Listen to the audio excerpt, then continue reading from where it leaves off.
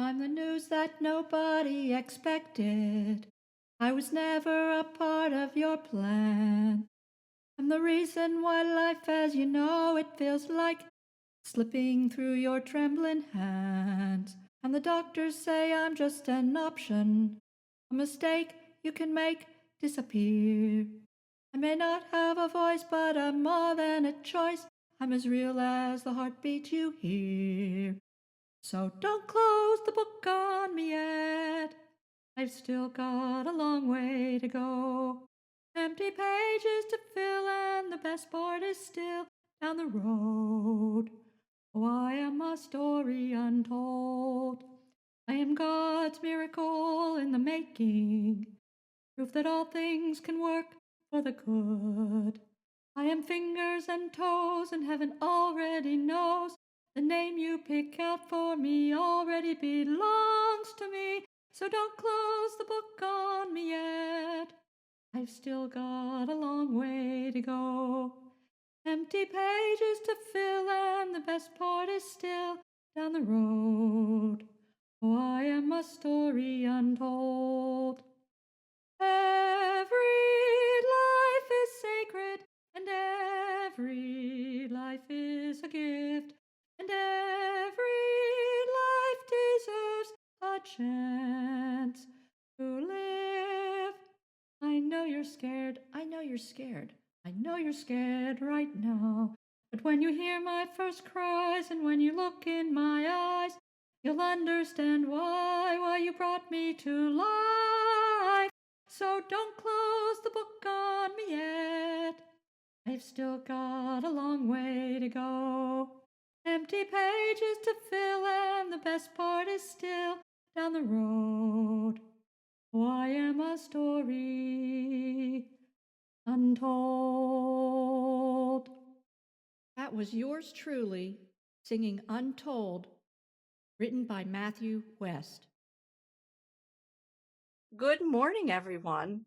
This is Jewish Pro-Life. We're here for news, entertainment, enlightenment, and spiritual renewal.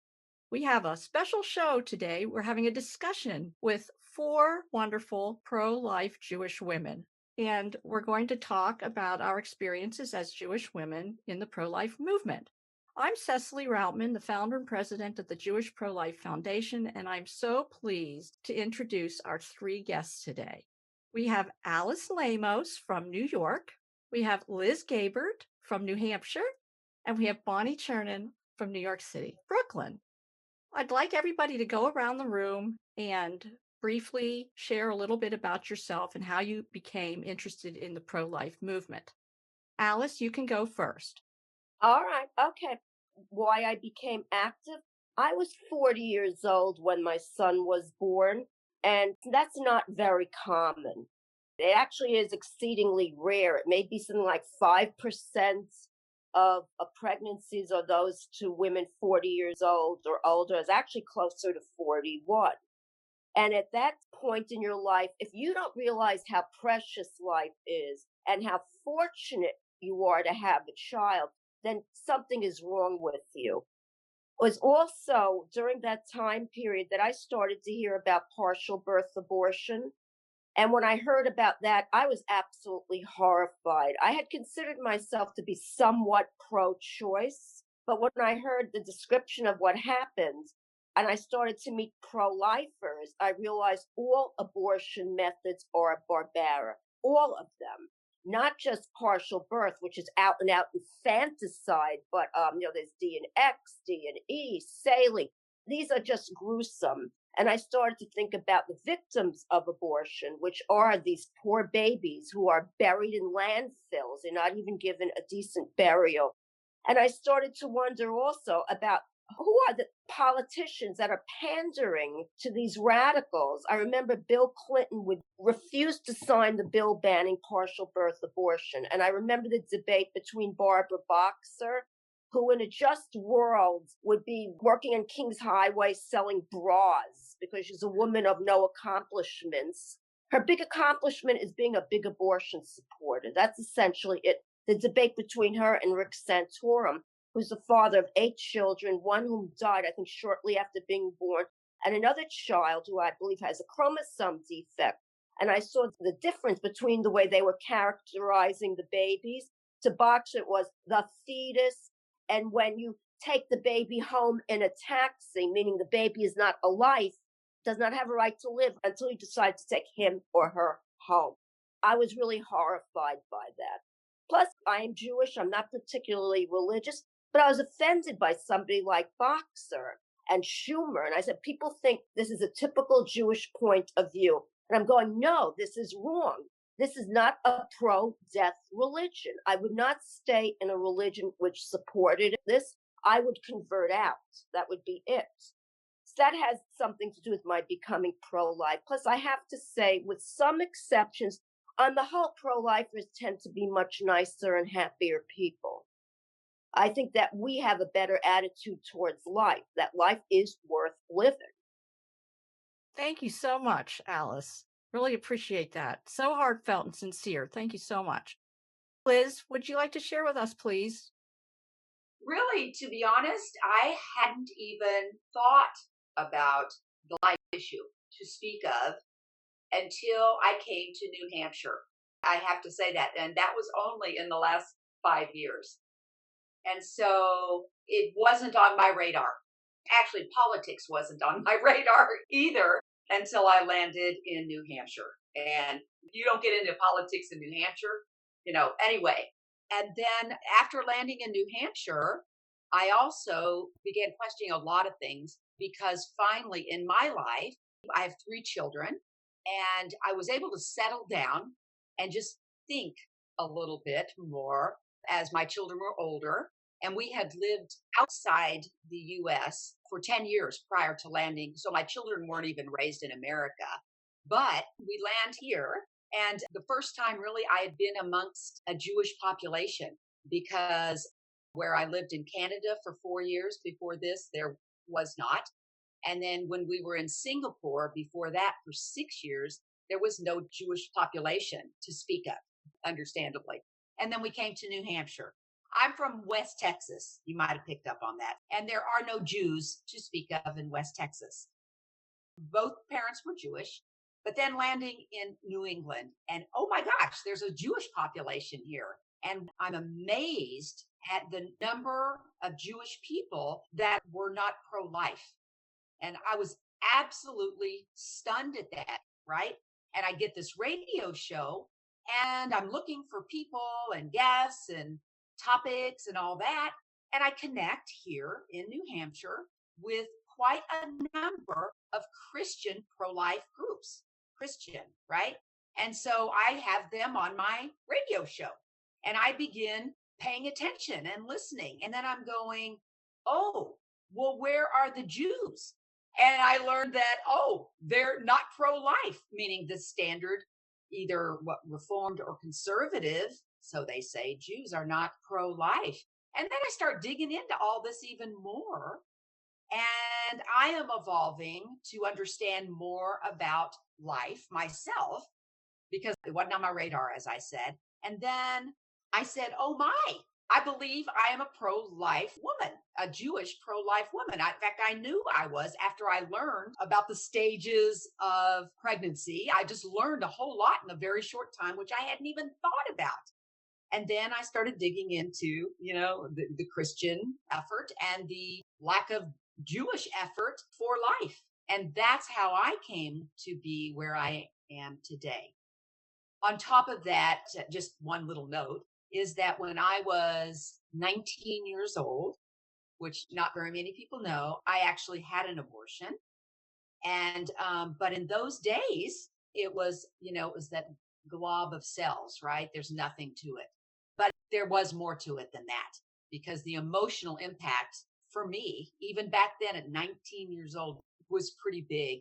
Once you do something like that, you feel it. Hormonally, you certainly feel it. And you realize what you have done. But then your life moves on. You're young and you move on. So I continue to think back about that, of course, and to move forward with what I now know and what I now believe. That's where I'm at. Thank you so much, Liz, for sharing with us. God bless you. Thank you so much. So great having you here. Okay, Bonnie, your turn. Share a little bit about how you came to be pro-life with us. Okay, hello everyone. I first got involved in the pro-life movement in the mid 1980s. I was living in New Jersey, and just on a whim, I went to a pro-life convention, and I met a lot of pro-lifers there. Nobody was Jewish, by the way. And I met a woman named Anne Saltenberger who wrote a wonderful, well, it's an important book. Every woman has the right to know the dangers of legal abortion. And I was like, well, wait a minute. I know that legal abortion involves the taking of the life of a child, but what's this? I mean, abortion is supposed to be safe because it's legal. I read the book and I was absolutely appalled at what I've learned and horrified at the many ways, physically, emotionally, psychologically, that women are affected and the long-term consequences of abortion. And so I decided to get more involved. I started writing articles for my local newspapers. I became very involved in the pro-life movement. I did volunteer work in the early 90s for Manhattan Right to Life. And it was then, at that time, when nobody else knew what partial birth abortion was, that I learned about it. This was around 1993. I started watching films, reading books. Here's another thing. I remember watching The Silent Scream, and I remember watching Eclipse of Reason by Bernard Nathanson, who was one of the founders of NARAL, which at that time was the National Abortion Rights Action League. And I looked at these babies being suctioned, their hands, their fingers, their toes, it was the most awful experience I've ever, just looking at these babies and then knowing that women are being told there's no human being there, that it's just a gob of cells, that it's nothing. And then I learned about partial birth abortion. And I told people about it in my family, and I'm Jewish. And you know the response I got? Everybody said to me, it's pro-life propaganda. And that I was being sold a bunch of they call anti-choice lies. Nobody believed me when I talked about partial birth abortion. It wasn't until, like Alice was saying, I was watching the hearings with Barbara Boxer and Senator Barbara Boxer of California, and she's absolutely a horrible person. She stood there and she is clearly seeing the same images that Rick Santorum is showing of the unborn child. And Senator Santorum is wonderful and he's pro-life. And he was explaining the humanity of the unborn child, and Barbara Boxer is denying it. But in the late 90s, I was pro-life. I was writing all my articles, but I hadn't started Jews for Life yet. What prompted me to start Jews for Life was when I started doing research on the very early internet, and I learned about the National Association of Jewish Women and their very radical pro-abortion stance. And then there was an organization, the Religious Action Center of Reform Judaism. 729 rabbis were signatories on a letter to President Clinton asking him to veto the ban on partial birth abortion. That did it for me. That was it. That was what motivated me. I said, this can't be true. This can't be real. Who are these rabbis? What are their names? And I did some research. I dug up. I found out who they are. And I said, there has to be another alternative opinion to this. Judaism cannot believe this. They can't believe that it's okay to take a child, stab it in the back of the neck, and then suction out its brains in the late-term pregnancies. I thought it was horrible. So I started Jews for Life, and I started doing research, and I started putting up all of the different traditional and authentic Jewish pro-life viewpoints on abortion. We are a pro-life religion. Anybody says that Judaism is not pro-life is not telling the truth. They're only interested in choice, what they call choice, and convenience, and what they call reproductive freedom. They are the ones using propaganda, and they are the ones who are trying to promote murder as choice. That's how I got involved. I became very passionate about this issue, and I still am all these decades later. Thank you very much, Bonnie. It's so interesting that two of our panelists here today got interested in the pro-life movement because of the ban on partial birth abortion. But like Liz, I'm a relative newcomer to the pro-life cause. I started in 2005 when I was listening to a national public radio broadcast about the review on the ban of partial birth abortion. There had been an appeal that went all the way up to the Supreme Court again, and they were actually reviewing the ban. And I heard a Jewish woman on National Public Radio screaming about her right to have an abortion and how her religion allowed it as well, that it was a civil right. I was appalled. And up until then, I had been relatively neutral on abortion, but that just sounded really not kosher to me. And I started to look into it. And of course, the more I learned about it, the more heartbroken I was that I was aligning myself with a religion that seemingly believed that child murder was allowed in Judaism. Then that created a dilemma for me spiritually and morally, and as a Jewish woman. Moving forward, how could I remain a Jew? I had unaffiliated myself with Judaism several times and always found my way back because in my heart, I'm a Jewish woman. I have a relationship with Hashem. I feel it. It draws me back when I distance myself. But because there were so few people that I could find in my research that would actually publicly stand up for life as a Jewish entity, I decided I would start the Jewish Pro-Life Foundation and build my own pro-life ministry within Judaism and make a home for myself. And then, God willing, meet other people. And that has really happened. And so here we are today.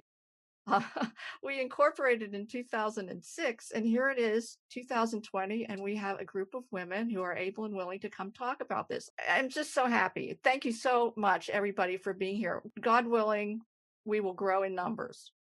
So I'd like to go around one more time and have you each share about your struggles, like I just shared about finding a place for myself in Judaism, in the culture and the practice as a pro-life Jew, and a little bit about how you share your message with other people. So we can go back to Alice. Okay, I am vehemently pro-life. And when I tell that to people, it's very interesting. A lot of people ask me if I'm Catholic. And I say, no, I'm not Catholic. And then they're like, well, you're forcing your religious beliefs on me. I said, this is not necessarily a religious belief, although it partly is. I do believe there's a higher power, Hashem, and we will answer to him. I tried to share my beliefs. I was active in a crisis pregnancy center for 12 years. I used to speak mostly in churches, especially Catholic churches. And people were very receptive to the fact that here is a Jewish woman speaking to a Christian audience about the pro-life movement. I really wish I could speak more in synagogues. Unfortunately, I don't remember how many years ago, maybe Bonnie remembers this, a synagogue in New York City, I think it may have been Rodef Shalom, had a program, One Voice for Choice. And they invited Kate Michelman, who I guess is an excommunicated ex-Catholic, to speak, and a whole bunch of pro-abortion people. I phoned the synagogue to protest, as did a couple of us who are Jewish. And I thought, what a shanda, what a terrible thing, called One Voice for Choice. There are some Jews who are pro-life, and then utilizing a synagogue. I mean, what next? Child sacrifice on the bima? I was really horrified by that. There are some Jews, I know, I have some friends who became Orthodox, and some are converts, who are very, very pro-life. I know they vote pro-life. It's an important issue to them, but they need to get it out in sermons and speaking to their neighbors that this is important. This marks us. What is it in Exodus? I give you the choice of life. We must choose life. I was so happy to hear the rabbi speak at the Yale conference. He's from Queens, Rabbi Bovit. He was so good because he went into the religious aspect, the sociological aspect, and the human rights aspect. Because I really feel like saying to some people, and I know they're very left-wing and they vote pro-abortion, don't you want to see grandchildren one day? Or isn't it wonderful that you have a grandchild? What would you do if your children decided to abort your grandchild? Do you realize you have no legal standing to stop this? I think we really need to make this in terms of what would happen if you had no grandchildren. We need to make this more personal. And I am, very engaged in the politics. I vote pro-life. But there's an aspect of this, a family aspect that we must get into. And I do believe that some of the people who are militantly pro-abortion, who unfortunately belong to our religion, have either had abortions, and this is their way of dealing with it, is to be vehement about it. They can't admit that they are in pain. or they're just morally blind. Those people, I think, are almost impossible to reach. And then there's the mushy middle, where people don't feel strongly one way or another, and we have to reach them. Okay, thank you very much, Alice. Yes, wonderful work. Okay, Liz, how about sharing with us now about how you talk about the pro-life issue? I am not as embedded in the pro life issue as you all clearly are. And you know that, Cecily. But what I do is we have an organization here in New Hampshire called New Hampshire for Israel. And they are a conservative organization, which is stunning. Actually, it is a interdenominational, so it's Jews and Christians. It's a small group here in New Hampshire of conservatives that are pro-life. So at least I have this small group of people that I can talk to, and they're really an awesome little group, by the way. We need to connect you, Cecily, to them. Other than that, with my radio show, I'm not affiliated with a congregation here in New Hampshire yet, for just those reasons, is that they are generally progressive. And so I'm just not going to mess with that. It's just easier for me not to even start with that stuff because, it can be very political, life or no life. And so I am not affiliated. With my radio show, I have tried to get pro-life guests on occasionally. And I've only been doing this a couple of years. So Cecily's come on a few times. I have organizations like there's a group called Cornerstone Action here in New Hampshire, and they're affiliated with Family something or another. It's pro-life, pro-family, pro-freedom organization. So they've come on with me many times. I have 40 Days for Life. Again, these are Christian organizations, right? I have never come across, and I look beyond New Hampshire, but it is rare that I can find anybody, any Jewish organization or person for that matter, that will speak to me on the radio. Even I have a rabbi in Massachusetts. He is a faith leader in Stoughton, Massachusetts. It's conservative, and he won't talk to me about the life issue, which is amazing to me. I have tried with Chabad to get them on with me, and they won't come on with me. That one I find stunning. So I kind of do my best, but for the most part, so 40 Days for Life, I've had numbers of folks from 40 Days for Life on my radio show. And that's kind of about it, because it is almost impossible to find any Jewish person or organization that will talk to me publicly about the life issue. So that's what I've done. Thank you, Liz. Please tell us just briefly about your radio show. What's it called and when does it air? I can do that. So the radio show is called Life with Liz, and it's on WSMN in Nashua, New Hampshire. And it's a small station, but not that small. Let's put it that way. They've been around for 63 years. And I've been doing this for 2.5 years now. Again, it's called Life with Liz. I have a Facebook page, which is Life with Liz NH. And then I even have a website now, Cecily, called lifewithliznh.com. And so it's not all life. I'm clearly a conservative. And so I touch on conservative issues, life being one of them. I'm on Mondays and Wednesdays, by the way, from 11 to noon Eastern Standard Time. And in January, I'll start Tuesdays for 2 hours from 10 to 12. So moving up in the world. And so y'all can listen in. And I try best I can with the life issues. Okay, thank you. Well, I'm going to invite all of us onto your radio show at some point, if that's okay with you. Well, it's a lot. I do a lot of fun stuff, right? I mean, it's fun, but also serious, especially right now with politics, of course, which intertwines with the life issue, doesn't it? A whole lot, which I know we're going to head to. So anyway, but thank you, Cecily. Appreciate that. Okay, you're welcome. Okay, Bonnie, your turn. Thank you for being patient. as you know, so I started Jews for Life in 1999, and I had that website up for many years. And in 2017, I began the Jewish Life League, which is an outgrowth of Jews for Life. I'm trying to reach the Jewish community with the truth, with the facts, because Hashem is pro-life. God is pro-life. Choose life that you and your descendants will live. One life. Saving one life, you save a whole world.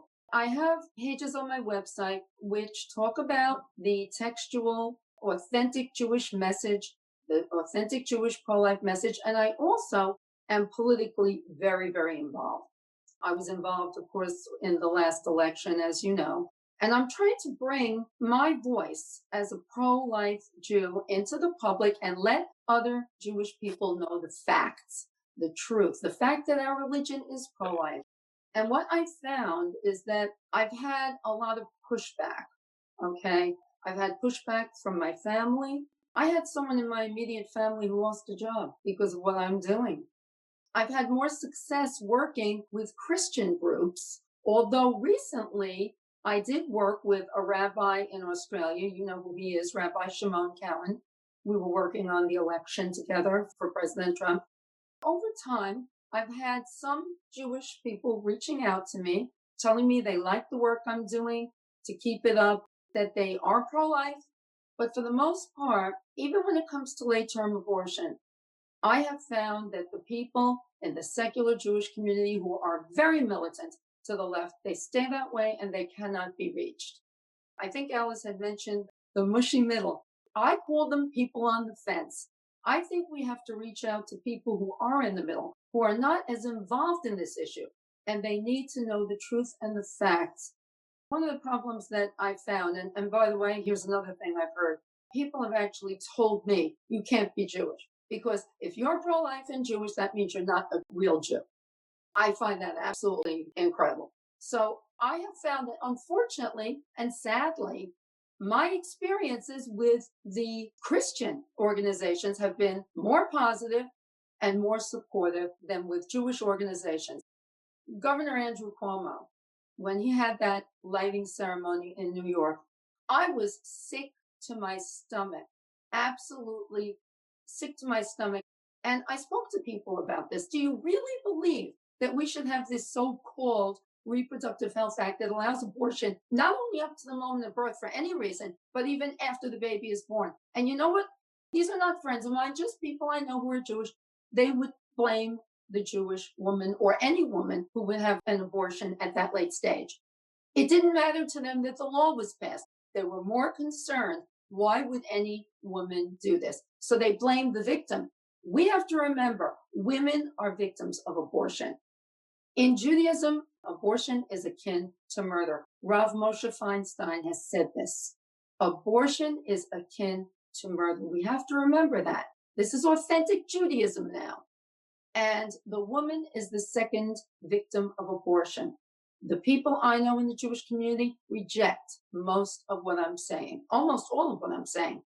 And unfortunately, they consider the woman the primary victim and the unborn child disposable. This is what got me involved in the first place. I think it's not only wrong, I think it's atrocious. I am going to continue spreading the word, spreading my message, being politically involved, trying to support pro-life candidates of any religion. I don't care, as long as they support the unborn child's right to live, because we have killed 62 million people. These are human beings. These are human lives. We've killed 62 million people, people that could be making a very positive difference in the world today. And nobody cares. So my goal is to be like a warehouse of information. Just keep educating people, informing people through books, through videos, through my articles. I'm constantly writing. I'm a blogger. And I don't shy away from saying, hey, we are killing an unborn child. I don't concede to the whole concept of choice, of convenience. No. When people say they want to support a woman's right to choose, what they're really saying is they support killing these children. No. The answer to that is no. And to keep spreading the truth, Cecily, like you're doing, and like I'm trying to do. the Jewish pro-life message. That's what I did. Yeah, thank you, Bonnie. You're so passionate about it. Thank you so much. It's such good messaging. I just pray Hashem broadcasts this discussion far and wide so that Jewish women and men who have never heard any Jewish people talking like this can start to think about it a different way, a life-affirming way. I believe very deeply that we need a spiritual renewal in the Jewish community at large. It can only happen with this issue. I'm so blessed that we have these three rabbis on our board of directors now. We started with Rabbi Novak. He's an academic and philosopher from the University of Toronto.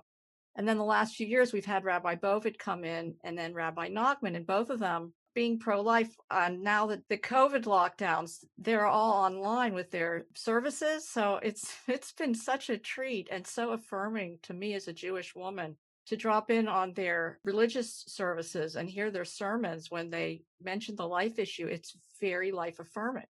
The synagogue where I was worshiping locally, it was neutral. They were afraid to talk about it because they'll be blackballed in the Jewish community.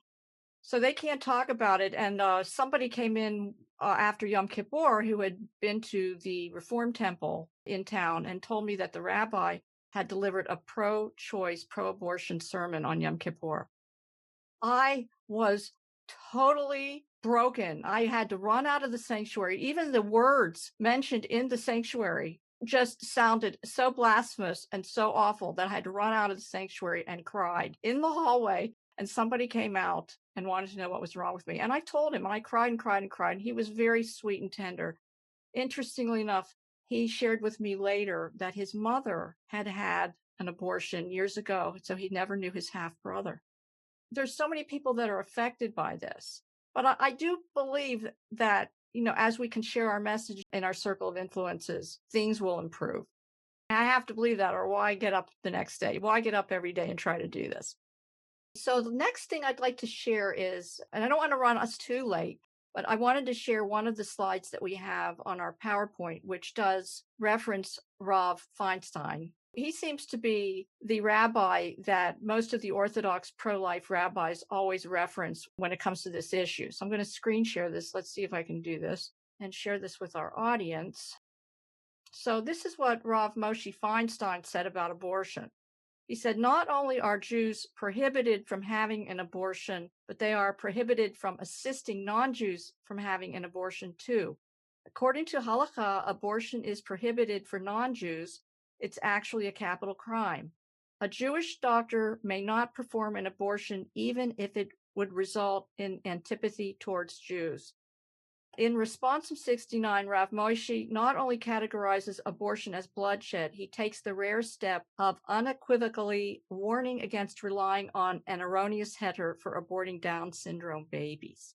I'll just share briefly, and then we'll go around the room about that. I've been talking a lot this past year about how pro-abortion rabbis like the ones Bonnie mentioned, because the National Council of Jewish Women reprised that whole thing. It's called Rabbis for Repro. And again, over 700 signatures on this document of these rabbis that are for choice. And to me, that just incites anti-Semitism because we're seen as baby killers again. And I think it's so very dangerous. But Rabbi Feinstein is saying if Jews come out as pro-life, it incites anti-Semitism, especially from the woke radical left. So it seems like that Jews get, from both sides. And I would love to hear your opinions about that issue. So we're just going to go back to Alice first. Well, I live in AOC's district, and do not ask what the letters AOC mean. I mean, I live in an extremely woke area, and it's hipsters who are really causing a lot of the problems. They come here, they stay for a few years, leave their garbage, then go to another neighborhood to destroy, including the politics. I have a state senator. I'll tell you his name, Mike Gianaris. He is a big abortion supporter. He's Greek Orthodox, and the Greek Orthodox Church is officially pro-life. I saw him at the subway maybe a year ago. This was after the Amazon deal had been killed, and I said to him, "You're a business killer and you're a baby killer, and I hope your church excommunicates you." I said that to him, and he looked stunned, and he said to me, "They probably will." This is what I have to deal with. So far as I know, they haven't. And I do have friends who are Greek Orthodox, and I wish the bishop would get on him. There are some Orthodox Jews in my neighborhood. There's a growing young Israel. I believe that they are pro-life.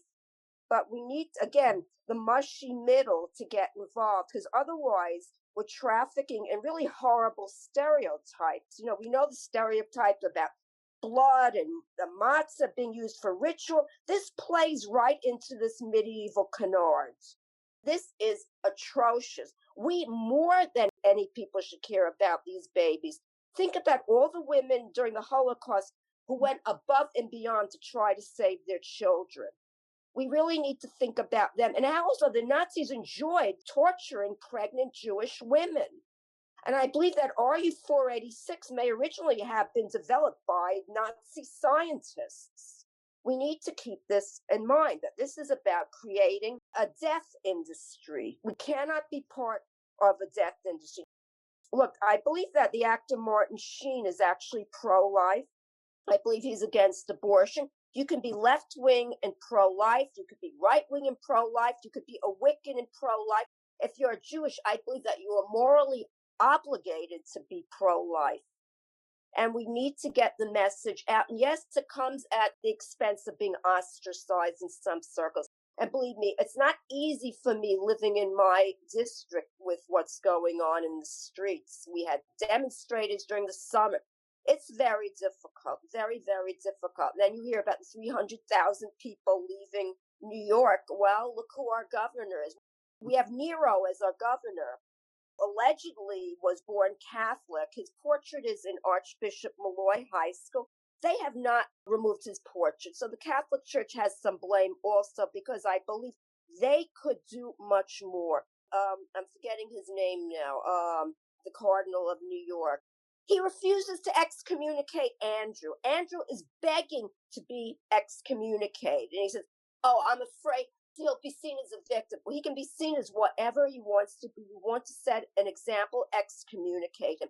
And we need some rabbis to do the same thing towards our pro-aborts. We can all unite in this. This is prohibited by Jewish law. Yes, thank you so much. Yes, that's exactly right. Oh, I just love your moral clarity. Being in that fire of New York has really made you strong. It's wonderful to hear. Thank you so much. It's difficult. Yeah. You're a strong woman, Alice. Thank you. Okay, Liz. Okay. I will tell you that for me, I'm sort of sometimes just a pragmatist. I kind of think black and white, right? For me, once I understood the timeline and the life cycle of a fetus, right? It was a no-brainer for me. So I agree with you all that those folks in the middle, that is where you have to go. And I think there's a lot of folks unsure of this, especially these days, because I feel that a lot of folks, let's just say Jewish folks, have got to be, like the rest of the population, blown away by what I perceive as good and evil. There is something terribly wrong. Let's just talk America.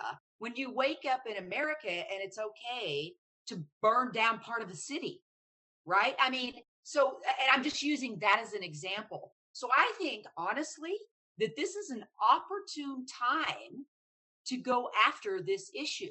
If you can present it to people, especially in the middle, who will listen factually, right? As I told you, I mean, it hasn't been just a few years for me, and I'm old, to know that, in fact, when does the heart beat? Cecily, you should probably jump in, but when does the heart begin beating for a fetus? It's very early, 10 weeks. Y'all can shake your head. About 18 days now. I'm sorry? 18 days. 18 days? 18 days. Holy mackerel. All I'm saying is people do not know this because the opposition has done such a remarkable job at lying, right, to the people. And we know money's involved and blah, blah, blah, blah, blah. But I think it's an opportune time right now because I think that people are worried about this country. And I think that they are beginning to wake up to the fact that there is good and evil going on in the country. And abortion, of all issues, where is good and evil? Here, out of all issues, killing a child, a preborn child, to me is evil. I mean, when is it ever right? When is it ever right?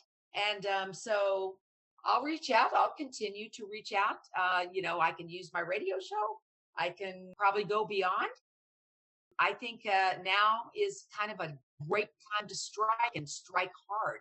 So I may ask my rabbi, my conservative rabbi, come onto my radio show and actually talk about the life issue that he won't talk about. The more we talk, and especially those folks in the middle, the better. But I think the time is right now. Thank you so much. Mm-hmm. I think you're right. Okay, Vani. Listen, Rob Feinstein is absolutely right about this. We can't lie. We have to tell the truth. There are always going to be people who hate us for our views. Many years ago, I know Alice was talking very passionately about the Holocaust. There are many Jews who will say, don't compare this to the Holocaust. Well, actually, 62 million dead lives. I wrote a piece many years ago, and I think you've seen it online, Cecily. It's called Between Two Holocausts. And I talked about the propaganda. I talked about the lies that pro-aborts tell. I talked about how they talk about reproductive freedom and choice and convenience, but they never, ever focus on the unborn child that's being killed. We have to talk about that. I'm very fortunate in a way that my personal rabbi, I've been studying with an Orthodox rabbi locally here at Brooklyn for many, many years. And I've taken a lot of classes, and the people in his class are supportive. But guess what? They're Orthodox, okay? They're Orthodox Jews. Orthodox Judaism and Orthodox halakhic Jews understand that abortion is murder. Not everybody speaks out, and I'm hoping we can get more people to speak out about this issue. But from the radical left, we will probably continue to get pushback. It doesn't matter. We have to talk about the fact that babies are being killed. We have to talk about the methods that are used to kill babies, dismembering them, tearing them apart, limb by limb. I have spoken to people about this who defend this. They still say it's a woman's choice. And I'll tell you, here's something a lot of people don't know. It was the United States Supreme Court that created this trimester idea, this trimester concept. You have abortion up to a certain point, the first 6 months of pregnancy, and then for the last 3 months of pregnancy, according to Doe v. Bolton. Roe v. Wade, supposedly, first 6 months, and then the last 3 months. You could have abortion for any reason up to birth. A woman's health can mean anything. It could mean her age. It could mean her familial status. It doesn't matter. It doesn't have anything to do with preserving a woman's life, which is really her physical life. That's the only time in Judaism when abortion is allowed. We have to continue to share this message. I'm just going to say this, I've been a victim of the cancel culture.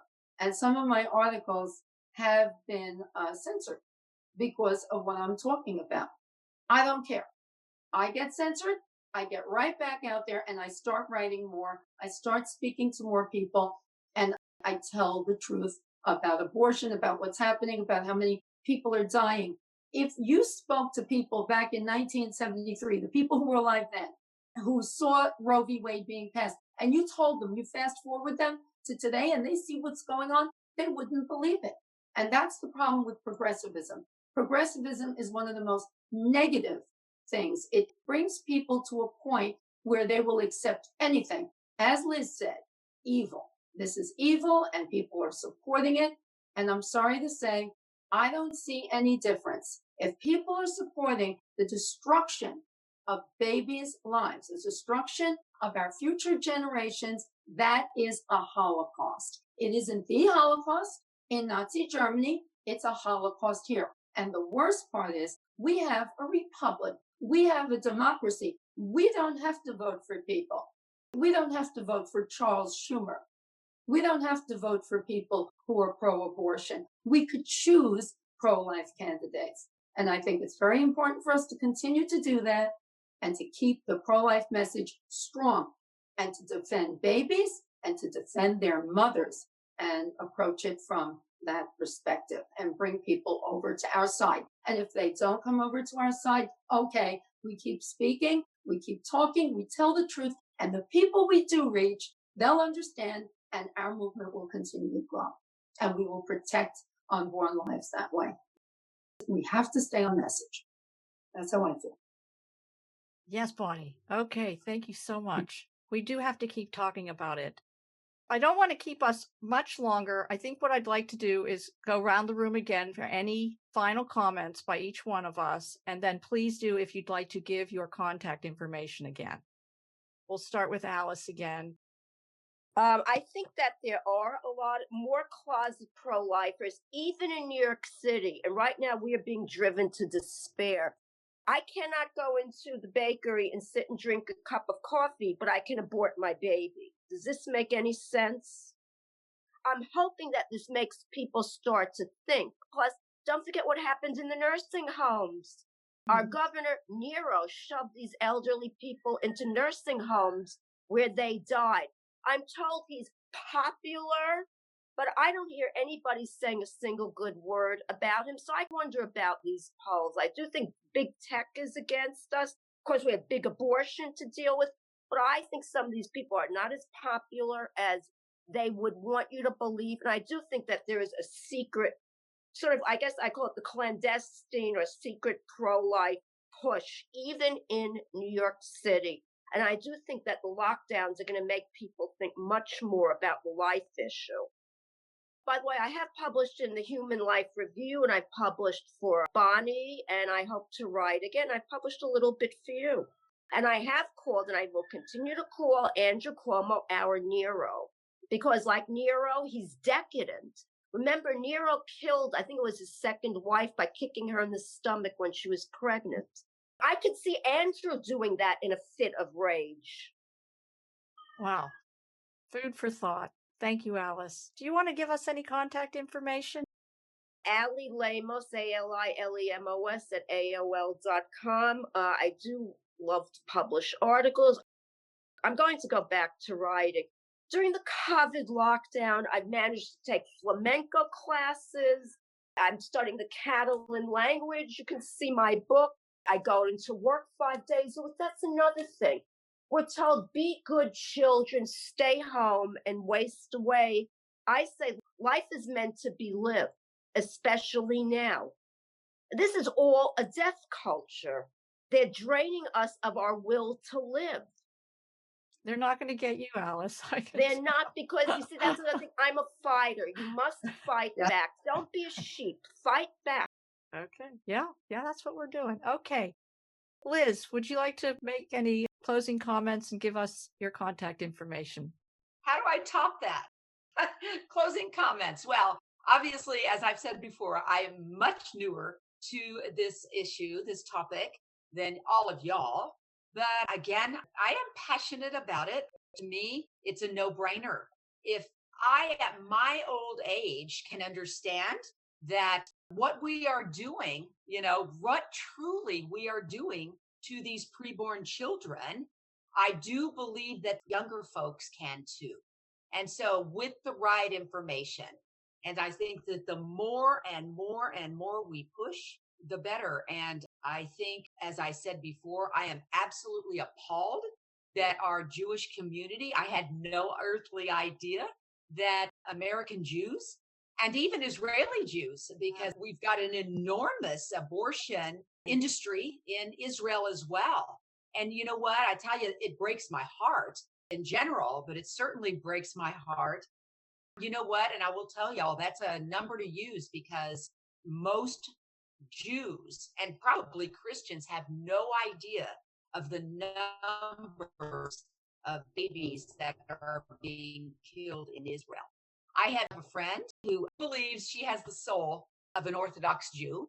I would have to agree with her. She and I have talked quite a bit lately, and I told her about the numbers of Jewish children that have been killed in Israel.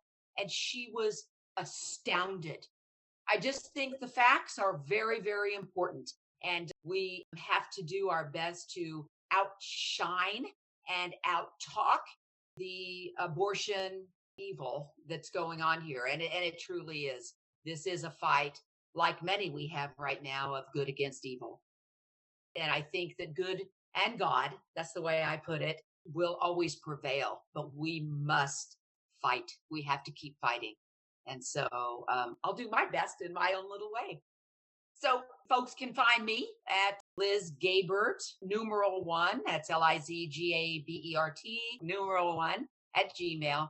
And then I have the Life with Liz NH Facebook page, lifewithLizNH.com website. Thank you, Liz. Okay, then we'll just close out with Bonnie. Bonnie, any closing thoughts and your contact information? We have to remember that up until the time that Roe v. Wade was decided, everybody understood that life began at conception. People knew this. It was the Supreme Court who made this ruling that you've got trimesters of life. Well, when you start devaluing life at conception, guess what happens? You devalue life all the way through until death. And we have so many cases now. We have several states where assisted suicide is becoming more and more common, and we're killing people against their will, elderly people. As Alice mentioned, you saw what happened with our governor, with Cuomo, sending people who have the coronavirus to the nursing homes, killing thousands and thousands of people. It's awful. I will continue to speak out strongly and passionately for life, because without life, you don't have anything else. You don't have liberty. You don't have the pursuit of happiness, and you don't have a future. Think of all the people that we've killed that would have made a difference in this world, that could have made a positive difference. The people that are missing, the people that are gone. I think Norma McCorvey once said, and she was Jane Roe, she said she went to a playground and she saw the swings and there were no children in those swings, and she thought about all of the missing children in her name. I don't really know if she was pro-life when she died. I know that she might have had a change of heart and gone back, but it doesn't matter. It doesn't matter what people think. What matters is the truth. Scientifically, genetically, and from every religious standpoint, unborn children deserve protection, and so do their pregnant mothers. Pregnant mothers have to know about their life-affirming options. We need to talk more about adoption and about the pro-life pregnancy centers that can help them.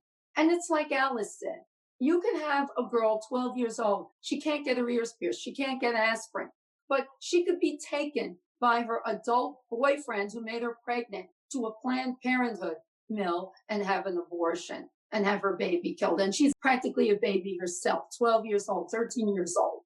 It's terrible. We can't let this happen. No matter who's president, no matter what party, it doesn't matter. We have to spread the pro-life message and stay on target with that. Now, as far as my contact information, the best place to reach me, Jewish Life League is the name of my website. It is info@jewishlifeleague.org. info@jewishlifeleague.org. That's where you get to me, and I'm looking forward to hearing from anyone out there who's interested in participating. I welcome articles, any articles on pro-life issues, whether it's abortion, whether it is euthanasia, assisted suicide. You're all welcome to join me and to come to my site and stay in touch. And that goes for everybody here. Liz, Alice, Cecily. It was great. This was great. I do want to thank everyone for being here, taking your time. I know everybody's busy, to share your experience and your insights and your perspective with us. I can only hope and pray that our testimonials and our courage in sharing with the rest of the world will give other people, other Jewish people especially, courage and fortitude to come out and rescue those who cannot rescue themselves, speak for those who cannot speak for themselves. I see our community growing. And again, I want to thank all of you for being here. Have a wonderful day and have a rest of a wonderful, happy Hanukkah. I'm the news that nobody expected. I was never a part of your plan. I'm the reason why life as you know it feels like slipping through your trembling hands. And the doctors say I'm just an option, a mistake you can make disappear. I may not have a voice, but I'm more than a choice. I'm as real as the heartbeat you hear. So don't close the book on me yet. I've still got a long way to go. Empty pages to fill, and the best part is still down the road. Oh, I am a story untold. I am God's miracle in the making, proof that all things can work for the good. I am fingers and toes, and heaven already knows the name you pick out for me already belongs to me. So don't close the book on me yet. I've still got a long way to go. Empty pages to fill, and the best part is still down the road. Oh, I am a story untold. Every life is sacred, and every life is a gift, and every life deserves a chance to live. I know you're scared, I know you're scared, I know you're scared right now. But when you hear my first cries, and when you look in my eyes, you'll understand why you brought me to life. So don't close the book on me yet. I've still got a long way to go. Empty pages to fill, and the best part is still down the road. Oh, I am a story untold. May there be abundant peace from heaven and good life upon us and upon all Israel. Amen.